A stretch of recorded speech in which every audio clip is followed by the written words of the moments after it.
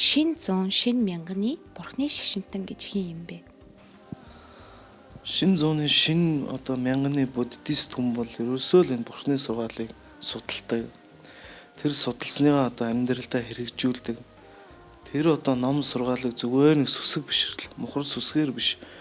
Тэрийг одоо судалдаг. Тэр л одоо буддистик шин мянганы шин зууны буддист гэх. Одоо жишээ нь далаа хөгшөл одоо дэлхийн бүхий л одоо эрдэмтдтэй одоо энэ бурхны сургаалыг одоо хосолсон хэлбэрээр одоо шинжлэх ухаантай нийлүүлж дэлхийд даяар түгээж байгаа.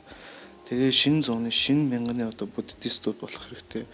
Залуучууд тэр дундаа одоо судлаарай гэж байнга айлтад загтдаг. Тийм учраас залуучууд ер нь шин мянганы буддист болох ч хүн бол хамгийн түрүүнд одоо мухар сүсгийг орхиж одоо тэр бурхны сургаалд юу хүсэн, бурхны номонд юугээд айлтсан, бурхны ном ер нь амьдралд ямар хэрэгтэй тэрийг л одоо судлах нь зөв байх л та. Тэг бурхан багш хүртэл өөрөө миний шашин, миний одоо сургаалыг миний шашинтан хүн бол хамгийн эхлээд бурхны сургаалыг бол одоо судлаарай. Түүний дараа одоо шүтэн бишрэгэр гэж зарлилсан байдаг шүү дээ.